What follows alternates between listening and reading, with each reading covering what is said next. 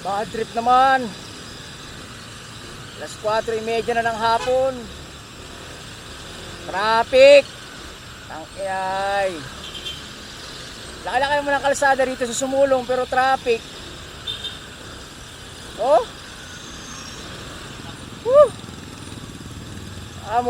Duda ko may bantay na traffic doon. May nagta-traffic doon sa taas.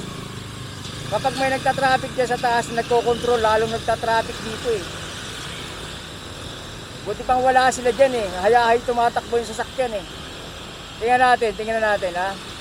Ayan, hindi nga nagkamali. May traffic enforcer nga rito. Ayan, kinontrol na naman. Ayan. Oh. Yun oh. Oh, kaway ng kaway. Shut up, boss! Kaya nagta-traffic eh. Totoo lang, pag walang traffic enforcer, wala naman traffic eh. Kasi yung flow ng sasakyan, dire-diretso. Kumbaga, dire-diretso yung dito, nagpo-flow yung dito, nagpo-flow yung pag ganon. Kumbaga, walang humihinto eh. Nagbibigayan lang eh. Eh pagka ganyan niya, ginahinto niya na yung sa kabila, hinto rin yung sa kabila, mag-iipon na yun. Eh padami ng padami yung sasakyan. Okay lang kung maluwag dito, di ba? Oh.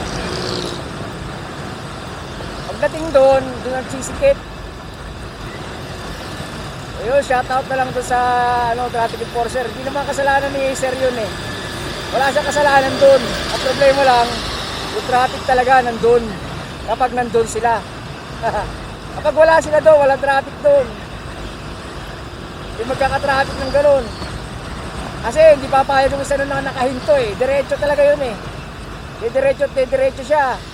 Yung kabila rin gagawa ng paraan para makadiretso siya, di ba? Ewan ko lang ha, yun ang nasa ko eh. Kasi pag dumadaan ako doon na matraffic yun, nandun yung traffic enforcer. Pero pag wala naman traffic enforcer, diretso naman yung saksak yan, di ba? Parehas lang naman yung mga sasakyan na dumadaan dito.